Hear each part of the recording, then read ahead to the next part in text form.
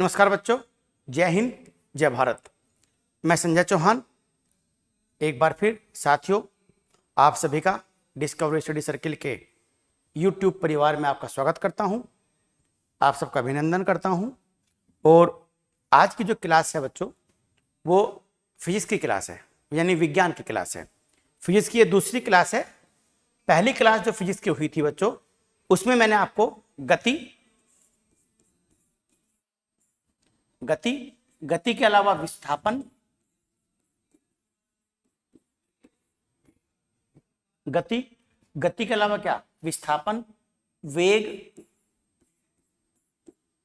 और त्वरण और दूरी, इसके बारे में बताया था। अगर आपने नहीं देखा है तो प्लेलिस्ट में जाके आप उसे देख सकते हैं। सब मैंने उसमें बताया हुआ है। सब गति, विस्थापन क्या होता है, त्वरण क्या है, वेग क्या और दूरी क्या है, सब उस क्लास में स्पष्टली बताया हुआ है। अब जो हमारी जो आज की जो क्लास है बच्चों, आज की जो हमारी क्लास होगी, ये क्लास हमारी आज की न्यूटन के लॉ के लिए है। न्यूटन लॉ, न्यूटन के नियम, न्यूटन के जो तीन लॉ हैं, जो न्यूटन के जो गति के तीन नियम हैं, उसकी क्लास है बच्चों आज। न्यूटन की जो तीनों हैं, न्यूटन के जो गति के जो तीन नियम है बच्चों, जो तीन नियम हैं, आज की क्लास इसके लिए है। न्यूटन के गति के तीन नियम। न्यूटन का योगदान बहुत है बच्चों फिजिक्स में, बहुत बड़ा योगदान न्यूटन का फिजिक्स में है। न्यूटन को फिजिक्स के अलावा कुछ अन्य विषय में भी पढ़ा जाता है। न्यूटन की एक पुस्तक है, न्यूटन का पूरा नाम है बच्चों सर आइजैक न्यूटन। बहुत दिन पहले दिल्ली पुलिस के एग्जाम में यही क्वेश्चन आया था कि न्यूटन का नाम क्या है, फुल नेम क्या था, सर आइजैक न्यूटन।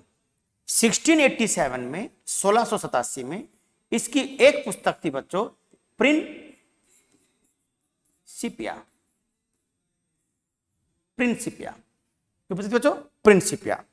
इस पुस्तक में, इस प्रिंसिपिया वाली पुस्तक में न्यूटन ने अपने गति के तीनों नियम, गति के समीकरण और गुरुत्वाकर्षण बल को परिभाषित किया था। न्यूटन की जो थ्योरी है बच्चों, जैसे गुरुत्वाकर्षण का नियम है, इन तीनों नियमों से अलग। गुरुत्वाकर्षण का जो नियम है वो भारत के विद्वान ब्रह्मगुप्त और भास्कराचार्य प्रथम द्वारा बहुत पहले दे दिया गया था, लेकिन भारतीय विद्वान इन नियमों को मैथमेटिकली, गणित के आधार पर सिद्ध नहीं कर पाए, क्योंकि प्राचीन भारत में जो राजाओं का जो व्यवहार था वो चक्रवर्ती सम्राट बनने का था, तो उन्होंने किसी ने भी विज्ञान को बहुत ज्यादा संरक्षण नहीं दिया। इसलिए जो हम यूरोप के जो वैज्ञानिक हैं, न्यूटन वगैरह, उन सब के नियमों को एक गणित के आधार पर सिद्ध किया हुआ पाते हैं। अब जो न्यूटन के जो तीन नियम हैं बच्चों, इसमें जो पहला नियम है न्यूटन का, जो प्रथम नियम जिसको हम न्यूटन का बोलते हैं, उसे बोलते हैं बच्चों जड़त्व का नियम। हालांकि ये नियम भी किसने दिया था पहले, गैलीलियो। देखिए आप, जो प्रथम नियम है न्यूटन का, हम प्रथम नियम को पूरी डिटेल में पढ़ेंगे, इसके एग्जाम्पल पढ़ेंगे, कहां काम करता है कहां काम नहीं करता है। प्रथम नियम को बोलते हैं बच्चों जड़त्व का नियम। जड़त्व का नियम देखो बच्चों, जड़त्व जड़ शब्द से बना हुआ, किससे बना हुआ, जड़ यानी जड़ का तत्व। जड़ का किसको बोलते हैं ना, आखिर तो यार मूर्ख मनुष्य है, जड़ मनुष्य है। जड़ मतलब क्या, जिसमें परिवर्तन ना होता हो, बोलते ना जड़ है, कुछ नहीं है। ये वो जड़ नहीं जो आप जड़ सोच रहे हैं। हालांकि जड़ को सोच लो आप कि वो जड़ स्थिर होती है, जहां है वहीं रहेगी, वहां से हटेगी नहीं। यही नियम जड़त्व का नियम है। इसके बारे में सबसे पहले बताने वाला विद्वान गैलीलियो है बच्चों, गैलीलियो। ये गैलीलियो वही विद्वान हैं जिन्होंने सबसे पहले बच्चों दूरबीन का आविष्कार किया था, और यह सिद्ध किया था कोपरनिकस के बाद कि पृथ्वी गोल है और सूरज का चक्कर लगाती है। इसे बोलते हैं पृथ्वी का सूर्य केंद्रित सिद्धांत। पृथ्वी का सूर्य केंद्रित सिद्धांत देने वाला दुनिया का पहला व्यक्ति है बच्चों आर्यभट्ट। पहला व्यक्ति कौन है, आर्यभट्ट पहला व्यक्ति है इसने सूर्य केंद्रित सिद्धांत दिया था पृथ्वी का, क्योंकि उससे पहले ये मानते थे पृथ्वी सेंटर में है और बाकी सारे ग्रह उपग्रह उस पृथ्वी का चक्कर लगाते हैं। आर्यभट्ट ने गुप्त काल में, चंद्रगुप्त विक्रमादित्य यानी चंद्रगुप्त द्वितीय के काल में यह स्पष्ट कर दिया था कि पृथ्वी सेंटर में नहीं है बल्कि सूर्य केंद्र में है और पृथ्वी सहित सभी ग्रह उस सूरज का चक्कर लगाते हैं। यही बात कोपरनिकस ने यूरोप में कही, तो कोपरनिकस को बच्चों मरवा दिया गया था वहां के राजाओं के द्वारा, क्योंकि राजा ये नहीं चाहते थे पृथ्वी की स्थिति कमजोर हो, क्योंकि राजा अपने आप को पृथ्वीपति, भूपति ये सब कहते थे। यानी जो पृथ्वी जो ब्रह्मांड के केंद्र में मानी गई, उस ब्रह्मांड के भी स्वामी हैं, यानी उस पृथ्वी के भी स्वामी थे राजा। तो राजा की स्थिति दैवीय सिद्धांत के अनुसार बच्चों बहुत बड़ी हो जाया करती थी। तो उस स्थिति को लेकर बच्चों जो राजा की स्थिति थी, जो कोपरनिकस ने बात रखी, सूर्य केंद्र में है, पृथ्वी तो अन्य ग्रहों के तरफ का चक्कर लगाती है। इस बात को कोपरनिकस का विरोध हुआ और कोपरनिकस को बच्चों मरवा दिया गया था। कोपरनिकस की बात को फिर गैलीलियो ने सिद्ध किया था, दूरबीन बनाई और दिखा कि देखिए साहब, पृथ्वी, मंगल, बुध ये सब ग्रह हैं और सूरज जो है वो केंद्र में है, यानी हमारे सौर मंडल का जो केंद्र है वो सूर्य है। सूर्य भी अपने अक्ष पर चक्कर लगा रहा है और बाकी सभी ग्रह उपग्रह उसका चक्कर लगा रहे हैं। यह बात गैलीलियो ने फिर अपनी दूरबीन बनाकर स्पष्ट की, वही गैलीलियो है, इसी ने सबसे पहले जड़त्व का नियम दिया था। इसी नियम को किसने आगे बढ़ाया? न्यूटन ने आगे बढ़ाया। इस नियम के अनुसार, जड़त्व के नियम के अनुसार अगर ये पूछते कि जड़त्व का नियम प्रथम बार किसने दिया, सबसे पहले किसने दिया, तो बच्चों गैलीलियो लगाइएगा अगर ऑप्शन में है। ऑप्शन में नहीं है तो फिर न्यूटन है। न्यूटन ने अपने इस प्रथम नियम में बल की परिभाषा दी है। क्या दी है बच्चों? बल की परिभाषा दी है। इस प्रथम नियम में कुछ बातें आती हैं, जैसे एक तो बच्चों आती है विराम अवस्था की बात। किसकी बात आती है? विराम। देखो अभी नियम बताऊंगा, पहले जो इसमें चीजें आती हैं वो स्पष्ट कर ले। विराम अवस्था की बात आती है, एक गतिमान अवस्था की बात आती है, एक बल की बात आती है, बल, फोर्स। तीनों बातें प्रथम नियम में आती है। ये तीनों पूछ सकता है कि बल की परिभाषा किसमें दी? प्रथम नियम में दी बच्चों। किसमें दी? प्रथम नियम में बल की परिभाषा दी। किस नियम में दी? प्रथम नियम में। बल का व्यंजक किसमें सिद्ध किया? समीकरण किसमें सिद्ध किया? दूसरे नियम में सिद्ध किया। बल की प्रकृति किसमें बताई कि बल होता कैसे है? वो तीसरे में दिया, क्रिया प्रतिक्रिया में। यानी बल की परिभाषा प्रथम नियम में, बल का जो समीकरण दिया F = m/a द्वितीय नियम में, और बल की जो प्रकृति बताई वो तीसरे नियम में बताई। तो जड़त्व का जो नियम है बच्चों, ये नियम ये कहता है यदि कोई वस्तु विराम अवस्था में है, विराम अवस्था का मतलब है कि वो वस्तु बिल्कुल उसमें कोई बल उस पर नहीं लग रहा है, एकदम बिल्कुल विराम अवस्था में है, जड़ है वहीं की वहीं है। तो यदि कोई वस्तु विराम अवस्था में है तो वो लगने वाले बाह्य बल का विरोध करती है और अपनी प्रारंभिक अवस्था को बनाए रखना चाहती है। ठीक, दोबारा सुन लीजिए। यदि कोई वस्तु विराम अवस्था में है तो वो वस्तु अपनी विराम अवस्था को, यानी अपनी प्रारंभिक अवस्था को बनाए रखना चाहती है, उसमें परिवर्तन नहीं चाहती। यदि कोई वस्तु एक समान वेग से गतिमान है, एक समान वेग कहने का मतलब यह है उसकी चाल जो है ना, उसका जो त्वरण है वो 20 किलोमीटर प्रति घंटे के हिसाब से 20 पे है वो। तो बच्चों अगर वो 20 पे है ना, तो आपको कम मंदन या त्वरण देने के लिए बल लगाना ही पड़ेगा। आप जब अपना स्टेटर घुमाओगे ना, जब उसको ऐसे घुमाओगे आप, तो बल लगाओगे ना लगाओगे? तो बल तो लगाना पड़ेगा, अगर नहीं है तो उसी गतिमान अवस्था में रहना चाहेगी, उसमें बदलाव नहीं चाहेगी।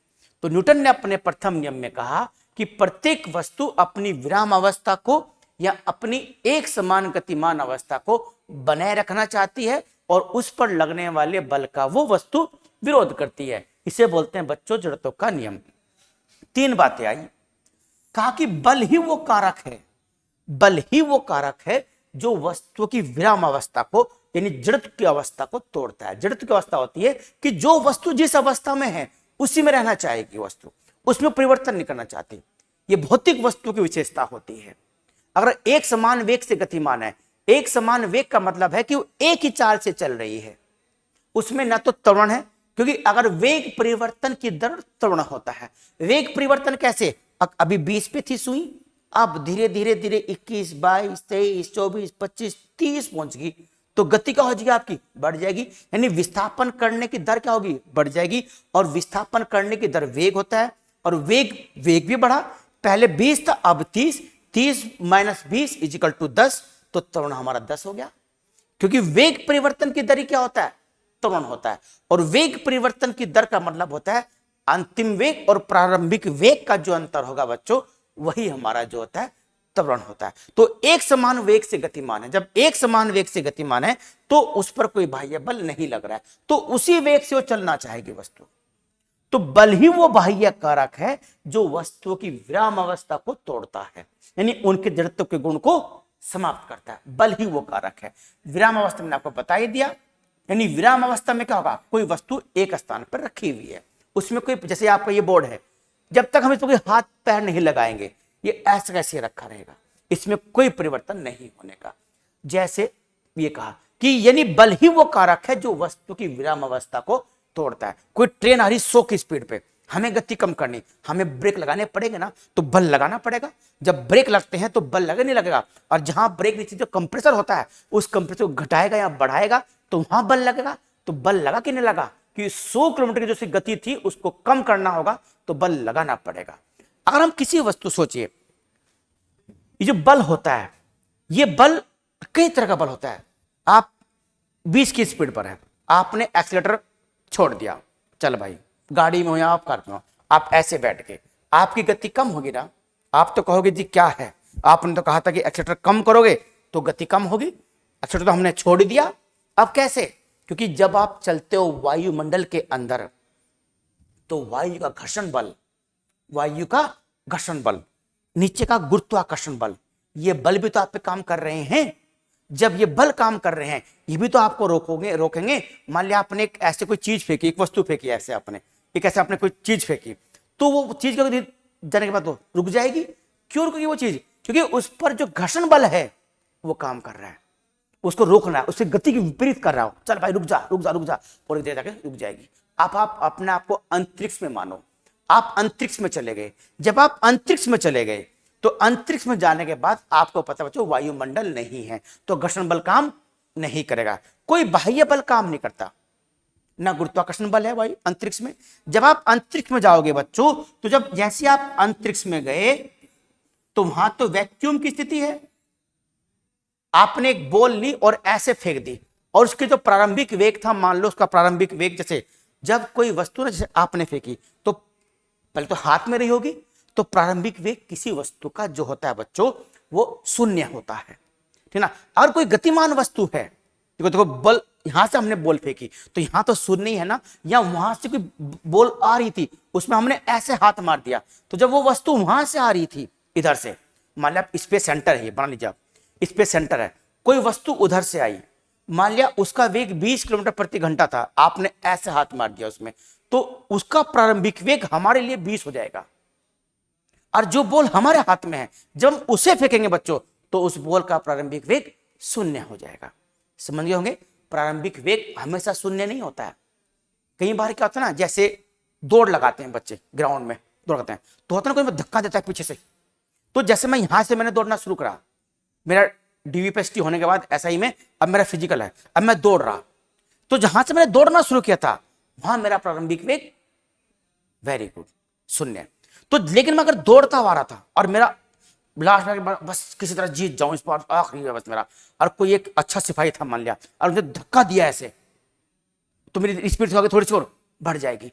तो जो उसने धक्का दिया, तो जैसे मैं धक्का जैसे मुझे दिया होगा ऐसा, तो वहां मेरा प्रारंभिक वेग 0 नहीं था, हो सकता है कि वहां मेरा वेग 10 किलोमीटर प्रति घंटा हो या 20 हो या 15, कोई भी हो सकता है। तो जो भी था उस व्यक्ति के लिए मेरा प्रारंभिक वेग वो माना जाएगा। तो अंतरिक्ष में जैसे आपने ऐसे बॉल फेंकी तो प्रारंभिक वेग 0 था, तो उस वस्तु ने जो अंतिम वेग प्राप्त किया, मान लिया वो अंतिम वेग उसने 20 किलोमीटर प्रति घंटे का वेग प्राप्त किया। अब अंतरिक्ष में तो बच्चों कोई घर्षण बल है ही नहीं, कोई बल काम ही नहीं कर रहा, ना गुरुत्व बल काम कर रहा, वो वस्तु क्या होगी, वो वस्तु सदैव इसी गति से गति करती रहेगी। अंतरिक्ष में वो वस्तु सदैव इसी गति से चक्कर लगा, जो भी दिशा आप उसको दोगे उस दिशा में क्या लगातार वो चक्कर लगाती रहेगी, उसे ये है आपकी स्थिति। तो यहां पर बल काम नहीं करता। इसका मतलब न्यूटन ने जो बात कही थी कि बल ही वो कारक है जो वस्तु की विरामावस्था को तोड़ता है। बच्चों इसके अलावा एक ना हाइपरलूप एक ट्रेन होती है।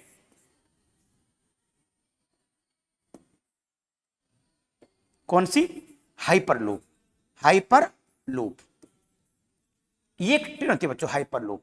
हाइपरलूप ट्रेन में वैक्यूम बनाते हैं, एक बॉक्स बनाते हैं। वैसे तो मेट्रो ट्रेन में भी एक बॉक्स एक प्रकार से ना ऐसे करके गुफा बनी होती है, उसमें चलते हैं। तो गुफा तो इसमें दूसरी तरह की होती है। हाइपरलूप ट्रेन जो होती है बच्चों, ये मैग्नेटिक ट्रेन बोलते हैं इसको, मैगलेव ट्रेन बोलते हैं। क्या बोलते हैं इसको बच्चों? इसको बोलते हैं मैगलेव ट्रेन। मैगलेव क्या बोलते हैं? मैगलेव, क्योंकि मैग्नेटिक फील्ड के तहत काम करती है। तो उस ट्रेन में ना जैसे आपका ये कोई बक्सा बना दिया, ऐसे आपकी कोई एक ट्यूब बना दी, इस ट्यूब के अंदर जब वो ट्रेन चलती है, यहां पर न्यूटन का नियम काम नहीं करता। कैसे काम नहीं करता? क्योंकि ये जो आपकी ऊपर की जो परत होती है बच्चों, इसमें एक मैग्नेटिक फील्ड होता है, इसमें जो ट्रेन चलती है अंदर उसमें मैग्नेटिक फील्ड होता है। दोनों विपरीत ध्रुव होते हैं, तो आपस में कभी मिलेंगे नहीं। मिलेंगे नहीं तो आपस में संपर्क में नहीं आएंगे, तो कोई बल भी काम नहीं करेगा। ऐसी नीचे से होती है। तो जब वो ट्रेन मिलेगी नहीं ऊपर से, तो हवा में चलती है, पटरी से ऊपर चलती है वो ट्रेन। तो जब वो चलेगी तो उसमें कोई बाह्य बल काम नहीं करेगा। दूसरी तरफ इसमें वैक्यूम पैदा करते हैं। इस हाइपरलूप से क्या करते हैं? इसको प्रेशर खींच लेते हैं, है ना। जैसे ये प्रेशर कैसे खींचते हैं बच्चों? जैसे ना जैसे ड्राई फ्रूट होते हैं, ड्राई फ्रूट है या चिप्स हैं, जब इनको ना पैक करते हैं पन्नी में, तो इनके ना मशीन से हम सारी ऑक्सीजन को बाहर खींच लेते हैं, कि जब तक ऑक्सीजन रहेगी इसमें नमी बनी रहेगी, और वो ड्राई फ्रूट्स और सारे क्या होंगे, चिप्स खराब हो जाएंगे। तो हम ऑक्सीजन बाहर खींच लेते हैं। तो ऑक्सीजन को बाहर खींचा जा सकता है इंजनों के द्वारा, पाइप के द्वारा। हम अपने इस कमरे के भी ऑक्सीजन को क्या कर सकते हैं? बाहर खींच सकते हैं। तो ऑक्सीजन बाहर खींच दी। जब ऑक्सीजन बाहर खींच दी तो कोई अंदर वायुमंडल रहा ही नहीं। जब रहा ही नहीं अंदर, तो खूब स्पीड जोड़ेगी, खूब स्पीड जोड़ेगी, तो घर्षण बल काम नहीं करेगा। अब वो ट्रेन रुकेगी कैसे? ट्रेन को रुकने के लिए धीरे धीरे उसका प्रेशर कम करते रहेंगे। क्या करते रहेंगे? प्रेशर कम करते रहेंगे, और उस पर धीरे धीरे आकर्षण बल काम करता रहेगा। तो जैसे घर्षण बल काम करेगा तो घर्षण धीरे क्या रुक जाएगी। अब जो इस ट्रेन के अंदर जो व्यक्ति बैठे हुए हैं बच्चों, उस ट्रेन के अंदर कृत्रिम तरीके से ऑक्सीजन डाली जाती है, ताकि उसके अंदर बैठे व्यक्ति ना मरे, उनको ऑक्सीजन कभी ना हो जाए। इस ट्रेन से केवल यहां पे ऑक्सीजन कम रहेगी बच्चों, यहां पे ऑक्सीजन कम रहने की, ऑक्सीजन रहेगी, यहां पे ऑक्सीजन नहीं रहने की इसके अंदर बस। तो हाइपरलूप और अंतरिक्ष में भी ये ना काम नहीं करता है। तो प्रथम नियम जो होता है बच्चों, जड़त्व का नियम है, जो पहले गैलीलियो ने दिया, उसके बाद न्यूटन ने दिया, अपनी पुस्तक प्रिंसिपिया में दिया था, और ये कहा था कि बल ही वो कारक है जो वस्तु की विराम अवस्था को या जिसके जड़त्व की अवस्था को तोड़ता है। ये बल की परिभाषा पहले में दी थी, किसने? न्यूटन ने। चलिए बच्चों इसको जरूर उतार लीजिएगा आप। अब इसके बाद जो हम देखते हैं बच्चों, मैंने आपको जैसे बताया था कि जो प्रथम नियम है बच्चों न्यूटन का, उस प्रथम नियम के जो अनुप्रयोग है वो देखते हैं बच्चों। प्रथम नियम के अनुप्रयोग, अनुप्रयोग मतलब अप्लाइड फॉर्म इसकी, ठीक ना। प्रथम नियम कहां काम करता है? आप मुझे एक बात बताइए, मान लिया मैं ऐसे चल रहा हूं और मेरे पैर से केले का छिलका आ गया, तो कैसे गिरूंगा मैं? आगे कि पीछे? बताओ कैसे गिरूंगा? आगे गिरूंगा पीछे गिरूंगा? छिलका आ गया तो पीछे गिरूंगा बच्चों। ये घर्षण बल होता है। अगर ठोकर लगी, चल रहा मैं ऐसे करके, चलो भाई, अरे भाई क्या बात है, क्या, अरे तो ठोकर लगी तो आगे गिरूंगा। अच्छा छिलका आ गया तो कैसे गिरूंगा? पीछे गिरूंगा। जब छिलका आकर पीछे गिरता हूं तो घर्षण बल की वजह से, वो बताऊंगा बाद में। और जब ठोकर लगकर आकर गिरता हूं तो न्यूटन का प्रथम नियम। क्योंकि कैसे? जैसे मैं चल रहा हूं ऐसे, तो मैं चल रहा हूं ऐसे आराम से, अगर देख रहा हूं नीचे तो ठोकर ही नहीं लगेगी, है नहीं। जब नीचे देखो तो ठोकर ही कहां लगेगी? तो जब नीचे देखो ठोकर लगे, अगर नीचे नहीं देख रहा तो अरे वाह क्या बात है, इधर उधर सब नजारे बढ़िया हैं। तो जैसे मैं चल रहा हूं तो मेरा ना जो पैर है, जो जूता पहना हुआ है, वो टकराया ईंट से, तो मेरा जो पंजा है, जो घुटने के नीचे का जो पैर है, वो तो विराम अवस्था में आ गया टकराने के बाद। पर जो ऊपर का शरीर है वो कहेगा नहीं भाई मैं तो आगे जाना चाहूंगा, मैं नहीं जाता यहाँ। तो जैसे मैं गिरूंगा ना तो ऐसे, वो तो विराम अवस्था में आ गया। पर ये विराम अवस्था में ये वाले भाई साहब जो ऊपर हैं, ये विराम अवस्था में नहीं आएंगे, तो कह जाएंगे धड़ाम से गिरेंगे आगे। यानी मेरा पैर जैसे टकराया, विराम अवस्था में आ गया, ये हिस्सा क्या रहेगा? उसी अवस्था में चलते रहना चाहेगा। तो मैं कैसे करूंगा? धड़ाम से आगे गिरूंगा। तो न्यूटन का प्रथम नियम, जैसे आप बस में जा रहे हैं या ट्रेन में जा रहे हैं आप, तो आप जब बस और ट्रेन में बैठते हो, मैं बताता कि आपकी गति और बस की गति समान है। तो जैसे आप बस से उतरोगे बच्चों, तो क्या जैसे आप बस से उतरे तुरंत खड़े होगा, हा हा मजा आ गया भाई, चलो भाई आगे, तो क्या होगा? क्या होगा आपके साथ? जैसे आप उतरे बस से और आप एकदम रुक गए, तो आप धड़ाम से आपका मुंह जमीन में लगेगा, जाके जमीन में धड़ाम से, और ये ना चौचोकटा ये बिगड़ जाएगा आपका। तो उसके लिए क्या करना है आपको? जैसे आप उतरे तो आपको कुछ सेकंड तक उस बस की या ट्रेन की दिशा में ही चलना पड़ेगा, क्योंकि आपका शरीर उत्तर से दक्षिण की ओर चल रहा है। तो आपका शरीर कहेगा कि भाई मैं तो उत्तर से दक्षिण ओर चलूंगा, दिमाग कहेगा रुक जा, नहीं भाई मैं नहीं रुकता। तो जैसे ही नीचे उतरे तो आपके शरीर भी उसी बस के साथ, क्योंकि गतिमान था, तो अपनी अवस्था में परिवर्तन का विरोध करेगा। जब अवस्था में परिवर्तन का विरोध करेगा तो कौन सा नियम होगा?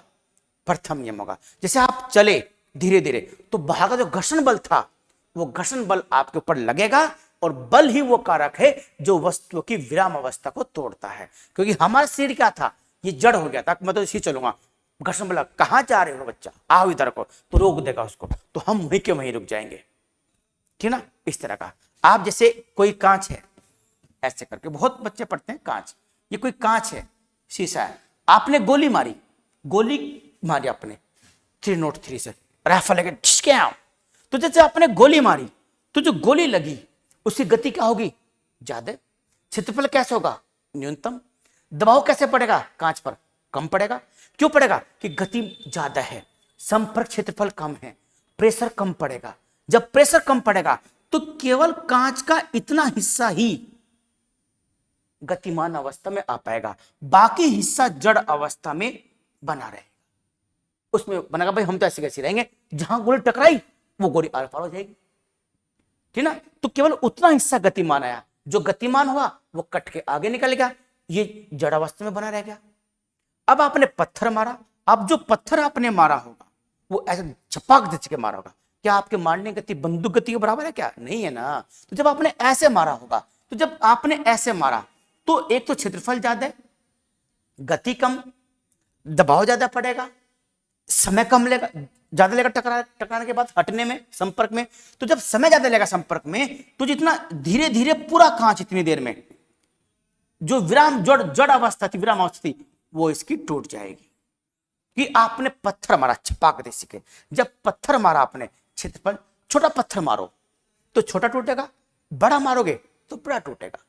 तो छोटा मारा आपने, तो भी अगर छोटा भी आपने मारा है ना, तो फिर भी इतना कांच टूट जाएगा, छोटा बड़ा। क्षेत्रफल कम था तो जैसे आपने मारा उसने ज्यादा क्षेत्रफल घेरा, जब उसने ज्यादा क्षेत्रफल घेरा तो ज्यादा क्या होगा, जो कांच था उसकी विराम अवस्था ज्यादा टूट जाएगी, और बड़ा मारोगे हो ज्यादा विराम अवस्था टूट जाएगी। तो जितनी विराम अवस्था टूटती रहेगी, जितनी जड़ अवस्था टूटती रहेगी, उतना कांच टूटता रहेगा। प्रथम नियम हो गया बच्चों, कुछ नहीं होगा, प्रथम नियम। अच्छा, और देख लीजिए प्रथम के तो बहुत से उदाहरण है। जब अभी जैसे आम का सीजन आ रहा है, आम बच्चों, आम को ना पेड़ पे तोड़ के खाने से बहुत मजा आता है, पका के खाने से मजा नहीं आता है ना। बहुत सारे लोग भूस में पकाते हैं आम, है ना, लेकिन आम को ना पेड़ से कभी आप खाइएगा, तो पेड़ से खाने का ना बोलते हैं टपके वाला आम, वाह वाह क्या बात है।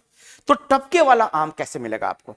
आप ना जैसे टहनी हिलाओगे, तो टहनी हिलाई आपने, अब उस पर आम ऐसे लटका हुआ था, है ना, आम लटका था ना ऐसे, तो जैसे आम नीचे लटका हुआ था, आपने टहनी हिला दी, तो आम का बोला नहीं भाई हम तुम्हारे पेट में नहीं जाएगा, हम तो यहीं रहेगा विराम अवस्था में, हम ससुरा विराम अवस्था में रहेगा, हम साला और जोर से हिलाएगा। तो जोर से जैसे हिलाया, आम तो विराम अवस्था में था, टहनी हिल गई, जब टहनी के बल लगा तो उसकी विराम अवस्था क्या होगी?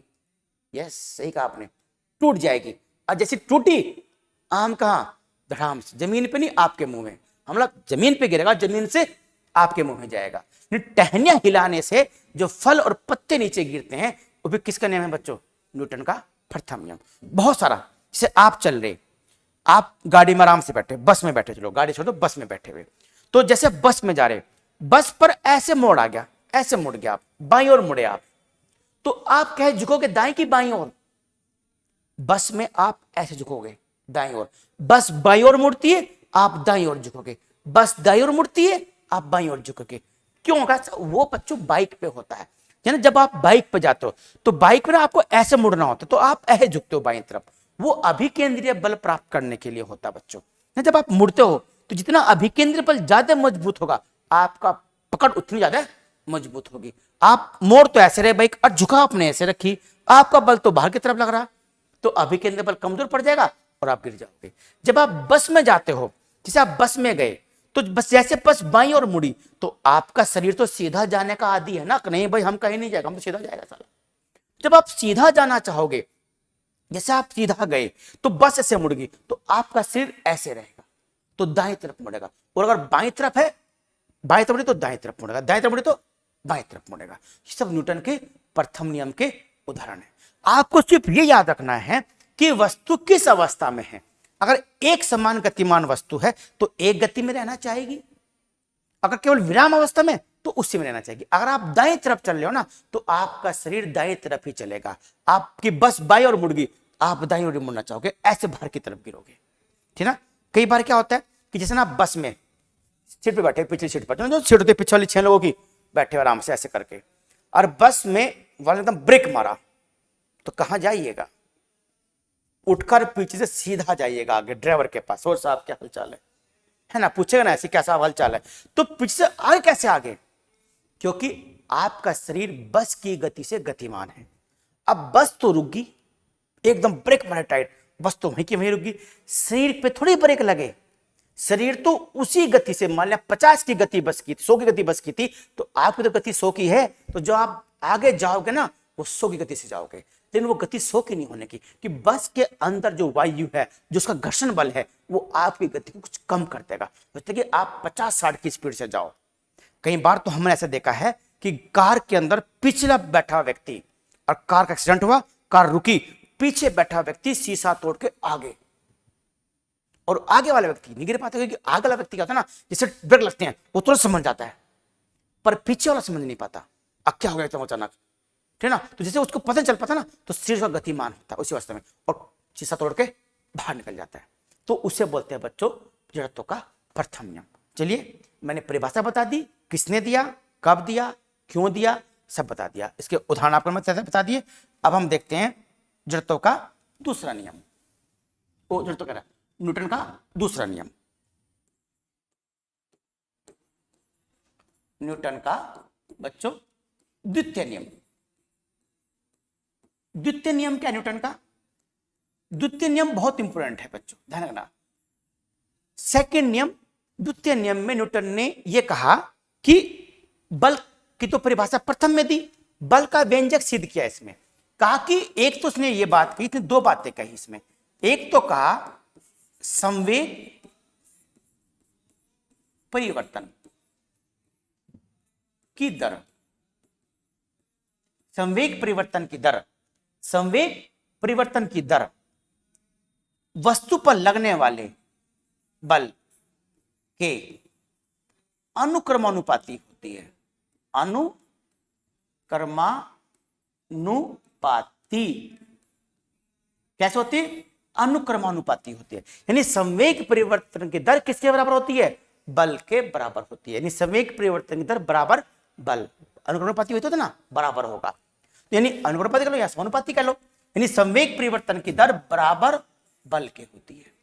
एक तो बात यही कही। दूसरी बात जो इसी से निकलती है बच्चों, इसी से निकलती है कि किसी वस्तु पर लगाया गया बल उस वस्तु के द्रव्यमान और लगने वाले बल के कारण उत्पन्न त्वरण यानी ए के गुणनफल के बराबर होता है। किसके बराबर होता है? गुणनफल के बराबर होता है। यानी किसी वस्तु पर लगाया गया बल F उस वस्तु के द्रव्यमान m और बल के कारण जो उसमें त्वरण उत्पन्न हुआ उसके गुणनफल के बराबर होता है। बच्चों त्वरण क्या है? बच्चों त्वरण है वेग परिवर्तन की दर, और वेग में परिवर्तन कब होगा? हमेशा जब बल लगेगा, है ना, बल लगेगा। और बल के बिना क्या कोई वेग बदल सकता है? जैसे अभी मैंने कहा, तो जैसे कोई बस 100 की स्पीड पे चल रही, तो जब तक उस पर हम कोई बाह्य बल नहीं लगाएंगे, ना तो उसकी स्पीड कम होगी, ना उसकी स्पीड 1 से 101 होगी। 101 करने के लिए एक्सीलरेटर को बढ़ाना पड़ेगा, और कम करने के लिए एक्सीलरेटर को कम करना पड़ेगा। यानी जहां से एक्सीलरेटर का तार निकल रहा है और जा रहा है एक्सीलरेटर का तार, वो तार वहां बल लगा रहा है। तो बल ही क्या होता है बच्चों, बल ही कहा कि m इंटू ए के बराबर होता है, द्रव्यमान गुना त्वरण। तो इसको बल का व्यंजक सिद्ध किया। यहां पर कहा कि बल का जो मात्रक होता है बच्चों वो न्यूटन होता है। क्या होता है, न्यूटन मात्रक होता है किसका, बल का। ये एमकेएस पद्धति कह लो या फिर कह लो आप एसआई पद्धति, एसआई इंटरनेशनल मानक पद्धति होती है, न्यूटन होता है। सीजीएस पद्धति में इसका मात्रक डाइन होता है। क्या होता है, डाइन होता है। याद रहेगी बात, क्या होता है, डाइन होता है इस पद्धति में, इसका मात्रक डाइन होता है। ये तो मात्रक की बात होगी। अब जो ये संवेग परिवर्तन की दर है ये बल के बराबर होती है। किसके बराबर होती है, बल के बराबर। और बल m इंटू ए, यही बात याद रखिए आप।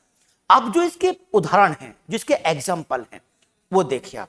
देखो कैसे होती है बच्चों, इसके ये आप जरूर याद रखिएगा, संवेग परिवर्तन की दर बल के बराबर होती है, बल के अनुक्रमानुपाती होती है। किसी वस्तु पर लगाया गया बल उस वस्तु के द्रव्यमान और त्वरण के गुणनफल के बराबर होता है। यानी जब हम किसी वस्तु पर बल लगाते हैं, मैंने कोई वस्तु जैसे बस है, बस 100 की स्पीड पे चल रही है, तो हम उसका द्रव्यमान घटा बढ़ा थोड़ी रहे हैं, हमने कल क्या बल लगाया बढ़ाया। अगर आप उसका द्रव्यमान घटाओगे बढ़ाओगे, मान लिया उस बस में 100 की स्पीड पे थी, अब वो स्पीड मतलब आपके रुक गई एकदम, अब उसमें सवारी थी पहले 10, अब उसमें सवारी होगी उसमें 100, उसका द्रव्यमान क्या होगा, उसका भार उसका बढ़ जाएगा। द्रव्यमान और भार अलग अलग होते हैं। भार होता है W होता है m इंटू जी, द्रव्यमान गुना गुरुत्व त्वरण, है ना। तो भार जो होता है ना, 1 किलोग्राम वस्तु का मतलब होता है कि कोई वस्तु 1 किलोग्राम की है तो इसका मतलब है उस पर 9.8 मीटर प्रति सेकंड स्क्वायर का त्वरण उत्पन्न हो रहा है। यह उसके बराबर होता है 1 किलोग्राम, ठीक है ना बच्चों। तो 9.8 यानी इतना तो उसमें भार जितना वो अलग होता है, वेट। द्रव्यमान कभी नहीं बदलता। द्रव्यमान होता है उस पदार्थ की मात्रा जिससे मिलकर कोई वस्तु बनी होती है। हमारा शरीर है, हमारा शरीर जो है मांसपेशियों से बना हुआ, हड्डियां, कैल्शियम है, मैग्नीशियम, सब कुछ चीजें बनी हुई। हम अंतरिक्ष, हम लोग चंद्रमा पर गए, क्या हमारी हड्डी मांसपेशी कम हो जाएगी? नहीं होंगी ना। तो द्रव्यमान कम नहीं होगा, हमारा भार जरूर कम हो जाएगा। हम ध्रुवों पर गए, क्या हमारी मांसपेशियां कम होगी? नहीं, हमारा भार जरूर बढ़ जाएगा। कि ध्रुवों पर भार क्या है, जाता है। क्यों जाता है? कि गुरुत्वाकर्षण, गुरुत्वाकर्षण या गुरुत्वाकर्षण बल का मान क्या है, जाता है, ठीक है ना बच्चों। तो द्रव्यमान कभी नहीं बदलता, भार बदलता रहता है, ठीक है ना। तो अब हम इसके बच्चों प्रयोग देखते हैं। इसके प्रयोग कैसे रखना बच्चों, इसको नोट जरूर करते रहना आप साथ साथ में, तो आपको पूरा फायदा मिलेगा इस चीज का। चलिए न्यूटन का दूसरा नियम के एग्जाम्पल देखते हैं।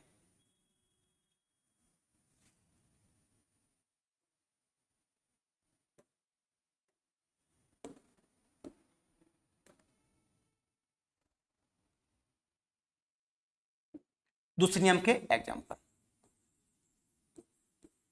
न्यूटन के दूसरा नियम, सेकेंड नियम के एग्जाम्पल देखते हैं।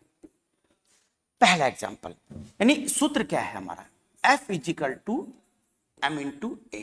किसी वस्तु पर जब बल लगेगा तो बल इसके बराबर होगा, द्रव्यमान और त्वरण के बराबर। यानी जैसे कोई वस्तु आई, इतना आप दौड़ लगाते हो, लंबी कूद करते हो, जब आप लंबी कूद करोगे तो जब आप कूदना जाते हो, कूद जब आप कूदते हो तो ऐसे पैर मार के हवा में उछलते हो आप। जब हवा में जाओगे ना तो ऐसे आप गति, वक्राकार गति हो जाएगी, आप ऐसे ना ऐसे जाओगे आप। जब आप ऐसे गिरोगे तो आप पर जी का मान काम करेगा नहीं करेगा, करेगा ना। तो जैसे जी का मान काम करेगा तो अपनी तरफ खींचेगा आपको, यानी गुरुत्व त्वरण पैदा हो जाएगा, ए पैदा हो जाएगा। तो जैसे खींचेगा तो बल क्या लगेगा आपके ऊपर, ज्यादा लगेगा। और मान लिया अगर वो जो नीचे आपने रेत गया हुआ है, रेत गिर रखा है, या आपने रेत गिराया हुआ है, मिट्टी खोदी हुई, आपने एक फुलफुला बना रखा, गुद्दा टाइप का बना रखा, तो जैसे आपके पैर उसके अंदर गए तो आपका ए त्वरण जो है वो धीमे धीमे शून्य होगा। जब वो धीमे धीमे शून्य होगा तो लगने वाला बल भी क्या होगा, धीमे धीमे शून्य होगा और आपको चोट नहीं लगेगी। आप मान लिया लंबी कूद के ऐसे आए, कूदते हो आप जहां के, और सामने फर्श था, तो फर्श में तो जैसे गिरे तो पूरे बल से गिरोगे ना, तो वहां तो आपके पैर एकदम बिल्कुल गिरेंगे। तो जैसे गिरे तो बल क्या था आपका, मैक्सिमम बल था। जब आपका बल मैक्सिमम था तो चोट भी कैसे लगेगी, मैक्सिमम लगेगी। इसलिए लंबी कूद करते समय, ऊंची कूद करते समय क्या करते हैं बच्चे, मिट्टी को खोद लेते हैं। तो सेकंड नियम होता है बच्चों, बॉल, जब कोई बॉल आती है क्रिकेट की, तो क्रिकेट की बॉल अगर आती है, वो आपने उसको ऐसे पकड़ लिया, तो जैसे बॉल आई उसको आपने ऐसे पकड़ा, तो जैसे ना वो ऐसे आ रही थी बॉल, जब कोई वस्तु ऊपर से नीचे आती है तो उसके वेग में हर सेकंड वृद्धि होती है, तो इसमें गुरुत्व त्वरण काम करता है। क्या काम करता है, गुरुत्व त्वरण काम करता है इसमें। जब उसमें गुरुत्व त्वरण काम कर रहा है लगातार, वो बल नीचे क्यों आ रही, बॉल ऐसे नीचे क्यों आ रही, जब वो बॉल ऐसे लगातार नीचे क्यों आ रही है, तो उसका एफ भी का होगा उसका, जब उसका ए बढ़ रहा होगा और उसके क्या ये समानुपाती है, द्रव्यमान तो उतना ही है पर क्या उसके समानुपाती है, तो बल की मात्रा भी क्या होगी, बढ़ती रहेगी। आपने ऐसे दबोच ली, अब बेटे कहां जा रही थी, तो चोट क्या लगेगी, यस ज्यादा लगेगी। ऐसे पकड़े आपने, ऐसे पीछे की ओर ले गए, जैसे अपना पीछे की ओर ले गए, तो जो उसका त्वरण था वो धीमे धीमे शून्य हो गया। जब ये धीरे धीरे शून्य होगा तो लगने वाला बल भी क्या हो जाएगा, धीरे धीरे शून्य हो जाएगा, तो चोट क्या लगेगी आपको, कम लगेगी। और यही हम अगर द्रव्यमान कम कर दें, एक तो बॉल थी क्रिकेट की, एक बॉल है टेनिस की, तो चोट अपने आप कम लगेगी, द्रव्यमान क्या है, कम है। जब द्रव्यमान कम है तो त्वरण तो सेम उत्पन्न होगा। कि ध्यान रखना बच्चों, गुरुत्व त्वरण कभी भी द्रव्यमान पर निर्भर नहीं करता। बस ना, वायुमंडल के अंदर अगर हम एक 10 किलो की बॉल है, एक 1 किलो की बॉल है, वायुमंडल के अंदर नहीं, अगर हम निर्वात में, वैक्यूम में, दोनों को, जैसे इस कमरे में हमने वैक्यूम पैदा कर दिया, छत से हमने एक 10 किलो कर 1 किलो की बॉल फेंकी, तो पहले कौन सी आएगी, 10 किलो वाली नहीं, दोनों साथ आएंगी। वैक्यूम की बात कर रहा हूं मैं, निर्वात की बात कर रहा हूं। क्योंकि अगर आपने कमरे में निर्वात पैदा नहीं किया तो वायु है, इसमें एयर भरी हुई है, एयर की परतें हैं, तो भारी बॉल जो होगी वो परतों को जल्दी काटेगी, हल्की बॉल परतों को धीमे धीमे काटेगी। तो पहले कौन सी बॉल आएगी, भारी बॉल। अगर वो पूछता है कभी कि 20 मीटर की ऊंचाई से भिन्न भिन्न द्रव्यमान की 2 बॉल गिराई जाती है, तो पहले कौन सी बॉल आएगी, अधिक द्रव्यमान वाली बॉल पहले आएगी, क्योंकि 20 किलोमीटर की ऊंचाई पर वायुमंडल है ना, वायुमंडल है, तो जो भारी बॉल है जिसका द्रव्यमान ज्यादा है वो परतों को जल्दी काटेगी, जो हल्की बॉल क्या काटेगी, धीमे धीमे काटेगी, तो धीरे धीरे आएगी। पर निर्वात में कैसे आएंगी, दोनों एक साथ आएंगी। तो जी का मान द्रव्यमान पर निर्भर नहीं करता है, तो जी तो उतने लगा पर द्रव्यमान क्या हो जाएगा, कम हो जाएगा। जब द्रव्यमान कम हो जाएगा तो बल भी क्या लगेगा बच्चों, कम। इसलिए टेनिस की बॉल को कैच करना आसान, और क्रिकेट की क्रिमिच बॉल को, जो ना लेदर की बॉल होती है, तो कैच करना मुश्किल होता है। सेकंड नियम का उदाहरण हो गया, ठीक है बच्चों। दूसरी तरफ गाड़ियों में शॉकर होते हैं, और बोलते हैं ना कमानी, खुद ना कमानी इस तरह की होती है, ट्रक में लगी होती है कमानी इस तरह की, एक दूसरे के ऊपर लगी होती है ऐसे कमानी, और यहां उसका वो रखा होता है, जुड़े होते हैं ऐसे करके। तो ना कैसे करेंगे ये कमानी, जैसे ना लोड पड़ा, कहीं गड्ढे में गिरी तो शॉकर होते हैं, शॉकर होते हैं ना, शॉकर होते हैं। तो जैसे गड्ढे में गिरी, तो गड्ढे में ना जैसे वो गिरी तो धीमे धीमे ऊपर आएगा, वो जब धीरे धीरे ऊपर आएगा तो लगने वाला बल क्या होगा, धीमे धीमे शून्य हो जाएगा। जब धीरे धीरे कम होगा तो आपको झटका कम लगेगा। अब मान लिया आपने गाटर लगा रखा यहां, चल भाई, होता ना, जब उसने अपने नीचे गाटर लगा दिया ऐसे लगा, तो धम से गिरेगा, धम से क्या होगा, वो ऊपर आएगा। तो ऐसे गिरा, ऐसे तुरंत क्या होगा, ऊपर, तो झटका ज्यादा लगेगा, चोट ज्यादा लगेगी। पर ये शॉकर है, ये ना तनी, ये जो कमानी होती है ये ऐसे होती है कमानी, कभी झांकना ट्रक के नीचे ना कमानी लगी होती है, एक के ऊपर एक लेयर रखी होती है, फट्टी रखी होती है लोहे की, तो फट्टी ऊपर नीचे होती रहती है ऐसे करके, ताकि, और ऐसे वो होते हैं शॉकर भी ऐसे काम करते हैं, होता ना बाइक के अगले शॉकर पीछे। अब तो साइकिल में भी शॉकर करते हैं, बहुत लंबे समय से साइकिल के अंदर शॉकर भी होते हैं, ठीक ना, तो उसमें चोट कम लगती है आपको, स्प्रिंग होता है, यही काम करता है, ठीक ना बच्चों। ये भी किसका नियम है, इसका नियम है। कराटे के खिलाड़ी द्वारा, कराटे कोई खिलाड़ी था, ऐसे हाथ लेके आया, दुबला पतला मरियल सा, 40-50 किलो वजन, मारा, हाथ टूट गई 5 ईंटें गला से। आप बुलाइए सनी देओल साहब को, आइए साहब, मारिए हाथ, तोड़िए 5 ईंट, 2.5 किलो का मुक्का हाथ तोड़ के दिखाइएगा, नहीं टूटेंगी, बिल्कुल टूटेंगी। और उस 50 किलो के सड़ियल से मरियल से व्यक्ति ने तोड़ दी, जो कराटे खिलाड़ी था, क्योंकि वो ऊपर से इतना तेज एफ लेकर आएगा, इतना तेज आएगा, और जब नीचे आएगा तो ए भी काम करेगा, पृथ्वी से नीचे खींचेगी, तो इतने तेजी से बल मारेगा, और मारने के बाद तुरंत जैसे वो हाथ उठाएगा ऊपर, तो पूरा का पूरा बल ईंट पर आरोपित कर दे। जब पूरा बल ईंटों पर आरोपित हुआ तो ईंट टूटकर अलग होगी। सनी देओल साहब जैसे मारेंगे तो ताकत तो हाथ में है, पर जैसे मारा उन्होंने तो मारने के बाद वो समय ज्यादा लेंगे ईंट पर से हटाने पर, तो प्रतिक्रिया वाला बल जल्दी काम कर जाएगा, तो चोट क्या लगेगी, ज्यादा लगेगी। तो कराटे गाड़ी भी इसे तोड़ते हैं बच्चों। तो ये था आपका सेकंड लॉ, दूसरा नियम। ठीक है बच्चों, चलिए अब तीसरा नियम देख लेते हैं। बस 5 मिनट का हो रह गया। न्यूटन का तीसरा नियम, नाम क्या है इसका बच्चों, क्रिया प्रतिक्रिया का नियम। क्रिया के समान प्रतिक्रिया। इसमें न्यूटन ने बल की प्रकृति बताई बच्चों, बल की प्रकृति बताई। कहा कि बल जो होता है एक ऐसी चीज होता है, जब हम किसी वस्तु पर कोई बल लगाते हैं तो वस्तु भी उतना ही बल हमारे ऊपर आरोपित करती है। यह बल की प्रकृति है। किसी प्रकृति है बल की। जब हम किसी वस्तु को बल लगाए, जैसे आपने ऐसे बल लगाया ऐसे, तो इस बोर्ड ने भी मेरी तरफ उतना ही बल लगाया। और तेज मारूंगा तो और तेज बल प्रतिक्रिया करेगा, धीमे से वाह बस प्यार से मारूंगा तो प्रतिक्रिया भी प्यार से ही होगी, और तेज से मारूंगा तो प्रतिक्रिया भी तेजी से होगी। बल की प्रकृति सिद्ध करता है। कौन सा नियम, तीसरा नियम। बल ही कहा कि प्रत्येक, जब न्यूटन ने कहा परिभाषा के रूप में, जब हम किसी वस्तु पर कोई बल आरोपित करते हैं तो वो वस्तु भी उतनी ही मात्रा में विपरीत दिशा में एक बल आरोपित करती है, ठीक ना, उसे प्रतिक्रिया बल कहते हैं। क्या कहते हैं, प्रतिक्रिया बल। यानी जब किसी वस्तु पर कोई बल आरोपित होता है तो वस्तु भी विपरीत दिशा में उतना ही बल आरोपित करती है, इसे प्रतिक्रिया बल कहते हैं। तो क्रिया प्रतिक्रिया का नियम भी कहते हैं इसको, और प्रतिक्रिया प्रतिक्रिया का बल भी कहते हैं तीसरे नियम को। इसमें देखिए बल की प्रकृति सिद्ध करी। जैसे ना आप चल रहे हैं पृथ्वी पर, जब आप चल रहे हैं ना तो हमने पृथ्वी को ऐसे धकेला, जब हमने ऐसे धकेला तो पृथ्वी ने भी हमें ऐसे धकेला आगे की ओर। तो जब हमें आगे की ओर धकेलते तो हम चल पाते हैं। देखो अपने जो खिलाड़ी होते हैं, जो रेसर होते हैं, वो स्पाइक के जूते पहनते हैं, नीचे उसमें कांटे कांटे लगे होते हैं। कैसे, जैसे वो पीछे को ना जो धक्का मारते हैं, तो जो पीछे को धक्का मारते हैं तो पीछे को ज्यादा बल लगता है। वो जब जितना बल पीछे ज्यादा रहेगा उतना ही पृथ्वी उसको आगे धकेलेगी। तो मैं बता रहा हूँ केले वाला, केला का उदाहरण देख लीजिए।